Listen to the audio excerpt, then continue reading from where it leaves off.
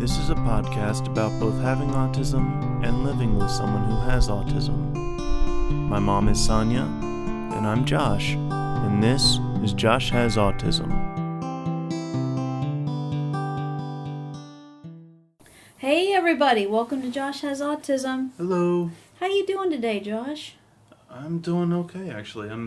The last couple of days I've been having some issues where I was getting a lot of physical pressure, it felt like, on my head, on the top of my head, top half of my head. Yeah. And so I had to come home from work early both days. I want to ask you, this is not what we're going to talk about today, but I have just a little brief question about that but in the beginning here. Do you know what an empath is? Yes. Okay. I wonder sometimes if you and other autistic people are empaths, and it's one of the reasons that you feel so... I think, I'm asking this as a question, I'm saying I've had my beliefs about this, but the way that, like, sometimes you're just fine and then all of a sudden there's a headache, sometimes you're fine and all of a sudden there's a stomach ache, so you know, and yeah, that happens to the rest of us too, but like usually if we've eaten a bad burrito, you know what I mean? Yeah. It's like, oh, I don't feel well now. I shouldn't have eaten that. Or we eat too much or whatever. So, right. We don't feel very well. But something will happen to you is that you can be just fine. And then all of a sudden, you feel something that's stopping you from being able to accomplish what you're trying to accomplish. And so... A lot of times, I feel that stuff, and I only mention it once I'm asked to do something that comes in conflict with that, which a lot of times appears as though, oh, suddenly got this issue. I see what you're saying. Yeah. Like you're fine, you don't say it, but you're feeling it. Then you're asked to do something. You're like, I got a headache, and then we go, oh, that's convenient. Yeah, that's what you're talking about. Yeah.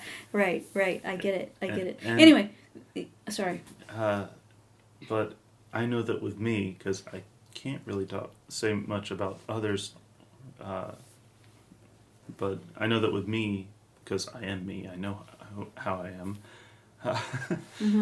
that I am an empath. That I've talked about this with someone before, I don't remember where, but that I feel so much, too much at a lot of times, and I have difficulty showing what I'm feeling or expressing what I'm feeling. And it's very difficult to express how I feel at times. And I mean, I know that here on the podcast and talking with you and even just out and about, people don't typically realize that I'm autistic because I'm sociable, I guess, or able to socialize. I should say, not sociable. You do little fingers slightly apart. Well, you can take the reason I did that is because you can take socialization this much, right? But it just made me wonder about, if you ever thought about that or about, as somebody that feels very deeply, are you an empath where you actually take on other people's stuff without realizing that it's their stuff, which is interesting because this is like a huge dichotomy, right? Yeah. Because you don't typically get other people's emotions, so for you to take them on, I don't know if you do or not, but it just makes me wonder because all of a sudden out of nowhere. We call it sensory overload. But anyway, I was just wondering because it happens, boom, so fast. Yeah, that's I mean, especially when I was younger, Mm-hmm. I could not see people get injured because I would feel it. Oh, yeah. Even if it was like a YouTube video or something like that, I couldn't do it. Mm-hmm. That's one of the reasons why I had such difficulty with, what was it, Charlie and the Chocolate Factory? Was that the original one, or was it Willy Wonka? Wasn't it called Willy Wonka and the Chocolate Factory? I think so. I think Charlie and the Chocolate Factory was the new one with Johnny Depp. I don't remember. I don't remember either. Oh my If gosh. it was a remake, I would assume it was the same one. But I think it's called Willy Wonka and the Chocolate Factory. Yeah. Or is it called Charlie? I don't. The book was called Charlie and the Chocolate Factory, or at least the first one was. Okay. Which, dang it! Now I always get confused. I don't know. It's the one with, what was his name? Gene Wilder? Yes. Yes. That one. Mm-hmm. Because in the tunnel, whenever they're on the boat, there's a scene that flashes on one of the walls. Ugh, no. Oh, okay. Yeah. Okay. Most people don't think about it because it's just a little blip on the wall. It's supposed to be scary or something like that. I'm gonna go have to watch that now and see what you're talking about. Yeah. Yeah. So you do see things often that other people don't see. We've talked about that before. Like if we're out, you know where things are. Yeah. The things that go right past me. That I don't observe when I'm out. You were Right. keenly in tune with that. Yeah. Okay, so what I wanted to ask you about today was basically idioms. Those are part of language. The English language uses them a lot. Other languages do as well, but basically they're like Modern day proverbs. kind of, yeah. It's like a different or funny or very elaborate way of describing a situation or a dilemma. Yeah. But idioms don't actually have anything to do with literal relationships to the situation they describe. Right. And so one of the things... It's abstract in a way, yes. It is. And you and I have worked on this stuff for a long time. Yes. And I'm just wondering, do you understand those now? And I'll give people an example. It's like what we're talking about would be idiom. So it would be a cliche. It would be a metaphor. It would be,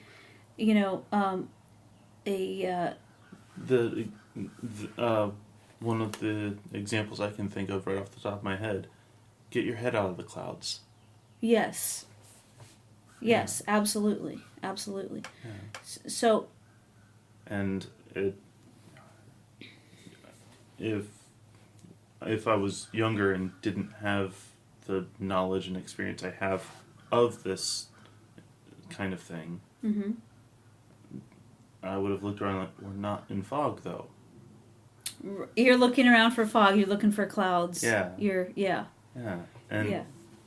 And whereas I know from experience, like I said, is that get your head out of the clouds is a way of someone saying, hey, stop thinking about other things and pay attention. Mm-hmm. And there's more nuances to that, usually based on the situation, which I know is really hard to grasp for me, especially growing up. Heck, even now, I still have issues knowing when someone is joking, when someone is, especially using sarcasm with a straight face. Yes. And using an idiom at times where it could be construed as something else, could be understood as something else. Mm-hmm. when so usually like around 10 or 12 people kind of begin to understand what these are. And then, a few years past that, they're usually pretty fluent in it. And so for you, whenever you would hear something like that, and I'm wondering, do you have any advice for anybody? Because there's little people out there that, that have not had experience with this yet. And so they're going to hear these weird things like, barking up a tree or barking up the wrong tree. Yeah, cow jumped over the, it's just a bunch of idioms that... nonsensical phrases. Yes. According to the situation. Yes. And so, what do you do if somebody's speaking to you using language that makes sense to you? It's very literal. It's matter of fact. You got it. And then they throw one of these things in there. Yes. How do you do... Does it like make you stop, take a beat, and then go, oh, that's one of those things? For me, what I've learned to do is, if I don't understand something like that, I ask. I've not heard this before. I'm not familiar with what it's supposed to mean. What does it mean? What is it used for? I think that's fantastic, because instead of you sitting and being uncomfortable, you're asking about it. Yeah. And it can be explained, and then you get it. Yeah. And that didn't come natural. No. So that act of asking in and of itself is a big deal, because you had to learn that. Yeah. I had to learn to that a brief pause of someone speaking, that's not that it's your time to ask something or say something. They might just be taking a breath to continue on with what they were saying. Mm-hmm. And it especially was difficult whenever I was trying to go into another group of people's conversation. Mm-hmm. And I know I've seen Connor do this a lot lately, because he's still learning. Mm-hmm. That if someone's having a conversation with someone, just because there's a pause for a split second doesn't mean that it's his time to talk. Right. And we've started already with him using these idioms, because think about, like, there's nursery rhymes, there's, they're used at a young age. Yeah. in all the things that they, the things that we would be talking to them about. Yeah. He doesn't mean he understands it, so we try to explain it. Right. As we go. And one thing that I think helped with that was learning about analogies. Oh. Mm-hmm.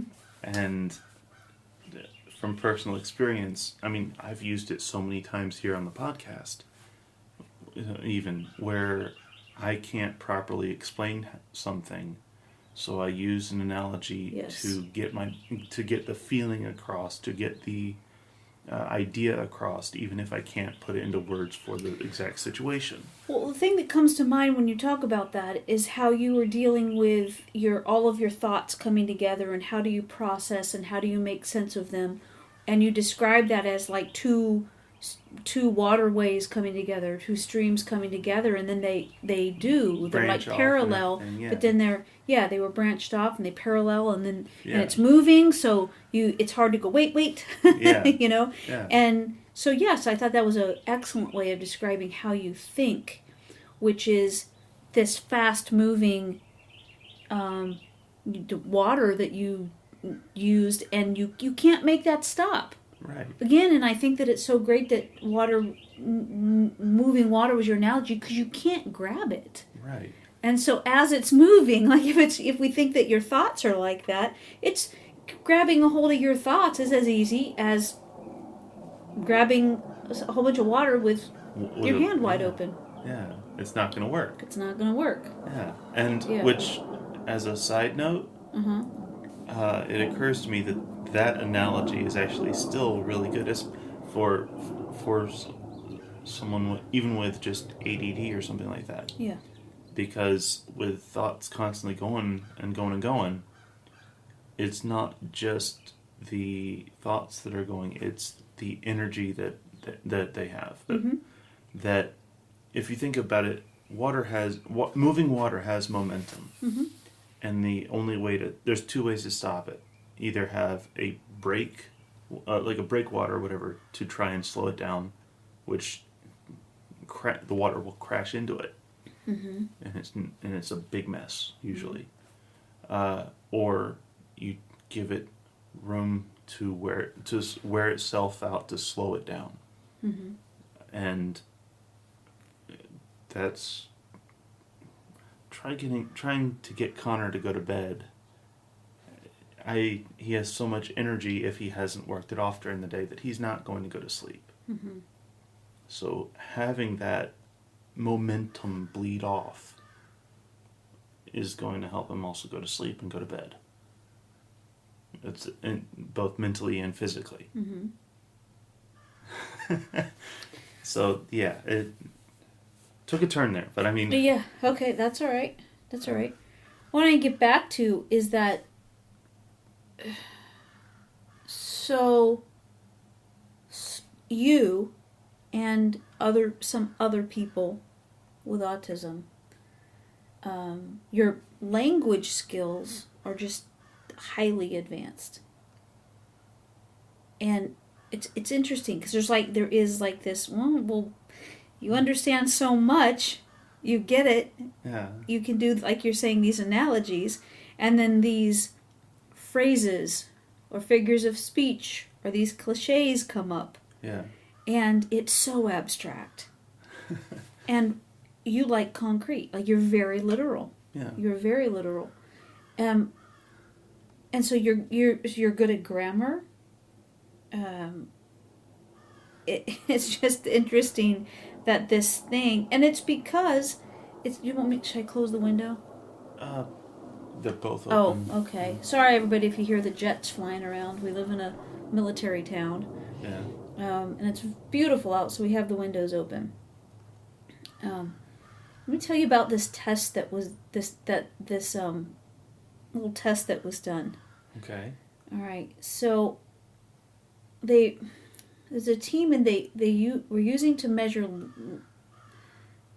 language and perception in two groups. okay, In showing participants with a specific idiom, such as "you are a tomato." That's what it was. And in Spanish, it means a person's sunburned complexion. okay, So I'm saying you are a tomato, and so the tests show the participants they chosen the idioms words on a computer screen, and then the words in context presented either visually or as spoken language. But the study then asked the participants to click in an image that reflects the meaning of the expression. So what happened was, what happened was this picture showed a choice of a person with a head that's literally a tomato. A person smelling a tomato, a person with red spots on their face, and a person with sunburn. So if you think about that, yeah, for you at this point in your life, you have gotten to understand what this means, and you would think, well, people don't have heads that are tomatoes, so you could think through that. But I would say that when you were 7 years old, 8, 9, 10, yeah, there was no way you would understand. You would say to me, that is physically impossible. I've heard that from you so many times, and then when you started getting a real good sense of humor, you'd be like, nope, don't think so. yeah, Yeah. And just from those examples you gave of the 4 images or whatever, I can see at least 3 of them being an answer. Mm-hmm. albeit not a true answer, maybe a sarcastic answer, or something like that, or just to be funny or whatever, their sense of humor. Or in the case of the holding the tomato up and close to a person's face or something. Yeah. I don't quite recall what you said about it. But smelling a tomato. Smelling a tomato. So their head was a tomato, smelling a tomato, Okay. they had red spots on their face, or they had sunburn. Okay, the smelling a tomato. Yeah. Someone holding up a tomato. You are a tomato. Yeah. Yeah, So it's like philosophy, right? Yeah. Yeah. Tomato or no tomato or tomato. That is the question. That is the question. Which, it's gonna bug me if I don't say this. Okay. William Shakespeare in Hamlet. Hamlet did not hold a skull and say to be or not to be. That was the skull of Yorick, the old court jester. Alas, poor Yorick, I knew him well. That's when he held the skull. Oh. So Hamlet never held the skull? He did hold the skull, just not when he said to be or not to be. Oh, okay. Yeah. Oh, interesting. That was really cool. Yeah. That was awesome. Thanks. I like that. Sorry, that would have bugged me if I didn't. Yeah, it's so funny. One of those things you have to get out, or you're going to be like, to twist you up later, right? Yeah. Yeah. Yeah. Okay, so there's this test that was given. Mm-hmm. So for most of us, it's clear that what that means. You know what I mean? It's clearly not. I personally didn't know until you said what the meaning was about this one. Oh, really? Yeah, I didn't know that. Oh, okay. Okay.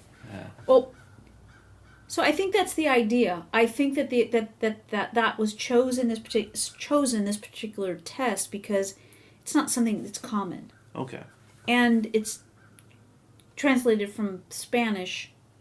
It's what happened? It's a cultural reference thing. Well, yeah. And so what happened was people with autism that participated in this study, the choices that they had were not immediately obvious, and they erred in the choice more than 50% of the time. They also struggled longer to make the decisions than the control group of, I'm putting in quotes, typical developing kids. Yeah. I just thought that was interesting, and it describes to me the way that you used to be. Yeah. And one of the reasons I wanted to talk about this is because I want for people to understand that if they've got kids that are struggling with this kind of thing, just keep using it. Keep doing it. Explain it. Explain what you're doing. It's just because you take things literally. And if it's not literal, it doesn't make sense to you. Right. And you are not going to go around speaking this way. It's going to be literal to you. And so... And would my recommendation in that is to explain what they are, yeah, but also alongside it, teach them about analogies. Because the reason I'm emphasizing this because most idioms can be understood as analogies because it's a different phrase to explain a it's a different phrase that's used as a substitute to explain a concept or an idea, which is what an analogy also does. And so if you can teach about analogies and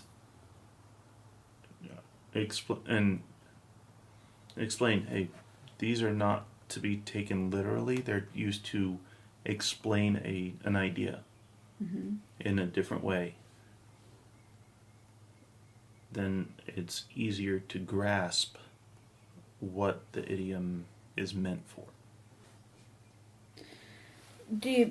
So metaphors were very difficult for you to understand. They didn't make sense to you for a long time. Do you feel like these figures of speech, like there's one that's harder for you today than the other? So metaphors weren't really brought up yet. And I'm, for some reason, blanking on what that is. I think I know what it is, but I'm blanking on what. Wow. It's a way of saying something without saying it. Alluding to something. Okay. Yes. Yeah. No. Yeah. No. Yeah. That's. I oversimplified that, but basically that's what it is. Okay. Yeah. No. It's not. It's still not easy for me to even know when something is implied. So for a metaphor or something like that, to try and get something across that's not said, it's not easy at all. Well, what the study found too is that when the kids were taking the test, the more information that they gave them, it actually made it more difficult. Because if they gave them more information, visually or auditory, it just became too much. Yeah. And so they're already trying to figure out, well, what about this dang tomato? Yeah. Right? Yeah. It's not making sense. It doesn't fit anywhere. Right. And then if you're given more information, it just feels like, oh, I cannot get this. I don't understand. But it's like trying to walk away whenever you have a string in your shirt that's caught on something. Yeah. It's going to make it worse if you try and add more distance. With more, in this case, it's more information. Right. Because they're still literally hung up on the initial issue. Mm-hmm. And so trying to add more things to that is not going to help. Sorry. I'm sorry. No, it was. I was just going to finish up by saying that it's just not going to help without understanding the initial thing, because you can't move past that and have more information. You can have more information about it, but it's not going to process because we're hung up on the initial problem. Right. So. It just overwhelms us at that point. Sure. So, the figurative language is what's difficult. So, another word for idiom is we're talking about the figurative language. Figurative language, I'll put it in this way. It's not real. Right? When you start going, that's just my take. Everybody else might disagree with that, but it's my take. Okay. Figurative language is not real. It's colorful. It's flowery. It's what makes conversations interesting. It's what makes stand-up comedy fun and work, right? But it's the literal words and language that you dig. It's Yes. like, I got it. Yes. And this makes sense to me. Like, this makes me whole. Yeah. And one of the reasons that I'm so good at analogies is because I've learned to use something as a substitute to explain. So it's... You're very good at this. And what I've noticed is that when we're in therapy sessions, whether it's a regular therapist or a psychiatrist or a doctor, when you go, you really do use analogies a lot. Yeah. And I thought that it was because maybe you couldn't really figure out what you were actually feeling or what was actually happening in your body, but because you're brilliant, and you're super creative, and so your mind goes to analogies because those make sense to you. Again, it goes back to you and your love of reading. Yeah. And so it's easier for you to use an analogy to describe what you're experiencing often than actually saying, well, I my I'm just making this up, but Right. my back is sore and my arms are heavy. Which I'd like to point out wouldn't be enough information for anyone. uh, I know. but I know you. But I know you're using an example. But I just wanted to point that out. You make me crazy. But yes. I get what you're saying though. So my point was, instead of saying the description of what's happening with your physical body, you wouldn't say it just like that. You would say, I feel like there's, a vice. I feel like there's weights on my arm. It's going to be a description that's more than just describing what you're feeling in your body. Does that make sense? Yeah. It didn't sound convincing. It's a bit more than that, but yes. What is it then? Going off your example. Yeah, it was just an observation. I know, but because we've Okay. already used that. Okay, good. So Yeah, I'm with you. like, there's weights on my arm, and that's a good analogy, but I'd go further to try and explain where it would be pulling at and everything like that, because the more descriptive I can be about the effects that I'm feeling. So, like you might say, in this example, this very poor example that I gave, you might say, when I go to raise my arms, it feels like there's weights that are connected to me on my wrist. Like I feel it all the way down to my wrist, and I feel like there's a weight tied to my wrists. Would that make sense? Yeah, and that's sounds like something I would say. Yeah. Yeah.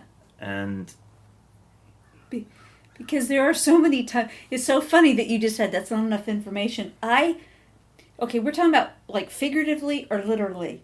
Literally, I have said something to you, and you have looked at me and went, and just walked away.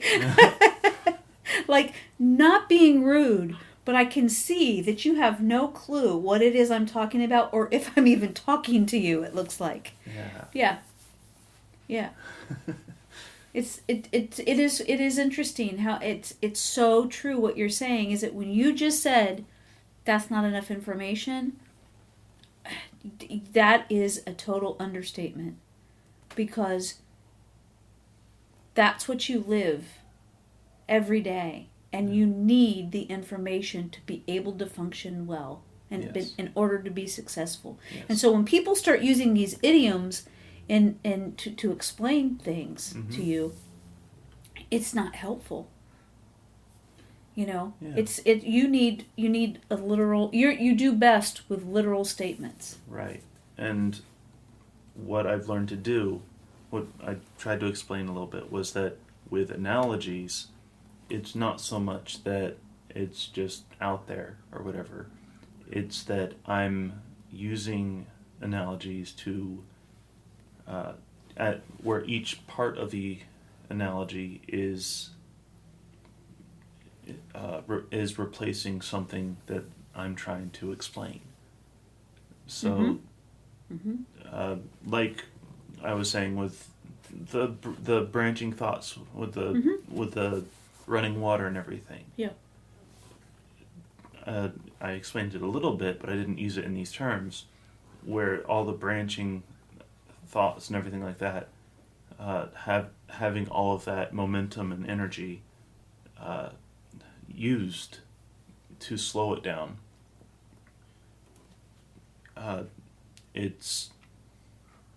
the analogy to slow it down so that it can stop, the analogy would be the equivalent of running around outside or whatever to use up all of your energy to get you tired so that you can sleep. Right. Right. So that's why when you describe it with Connor, you're saying he hasn't used up that energy there, so he's not able to sleep. Right. Yeah. And so he keeps calling, Gammy, Gammy. He does. Yeah. I want water. I want. Yeah. Can I have some water, Gammy? So, yeah. Sometimes he'll call me in just to talk about different dinosaurs. Yeah. I'm Because like, his dude. mind is still active. Yeah. You're right. Yeah. I got that figured out. Well, we'll just end it on this that I think is very interesting, is that you have a very high IQ. You have a command over the English language. You have worked so very hard to be able to express yourself and complete sentences. And when we come on this podcast, you're just brilliant. And when people use language with you, that is figures of speech, cliches, it makes you have to work harder. Yes. And you only get some of them, but you're at a place where you ask. Yes. And if I don't get it, yeah. Mm-hmm. And it's okay to do that. And it's okay that you don't understand those things, and it's okay that you ask. Yeah.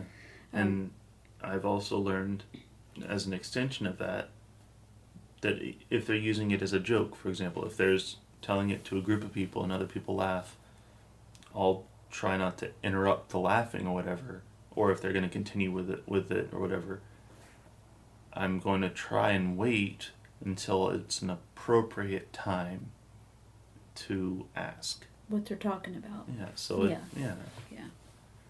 So it doesn't throw everyone off. Right. And that's also learned. Yes, very much so. Yeah. So I know that today you have some things to do, Mm-hmm. and so we're gonna, finish up right now, and that's just awesome. I'm amazed by this, and I know I just said it, but it just seems like there's this the command that you have on language is so impressive that I just think that it's so important that other people that are on the spectrum get that you can absolutely be functioning and be able to have conversations, and it's okay to ask somebody to explain. And you know what? Nobody should expect anyone to know what a metaphor is. Or a phrase, or a cliche, or a figure of speech. I mean, not a phrase, a figure of speech. Right. Those things are complicated. Yeah. It's not the normal kind of stuff. Right. And it's also a case of book smarts versus, I think it's street smarts. Street smarts. That's it. Yeah. Yep. Where So essentially learned knowledge versus experienced knowledge. Mm-hmm. Yep. Good deal. Yeah. All right. Everybody, thank you so much for hanging out with us today. Yeah. And this is just. I hope you're where you are. It's beautiful the way that it is here. We are enjoying this clear skies. sunshine. Oh my gosh. Yeah, it's just beautiful here in Virginia. And anyways, I hope that you're healthy and happy and having a great day. Please give us 5 stars. We always appreciate that. Go to the website. Check us out, sonyaking.com. And we will hang out with you next week. Love you. Bye.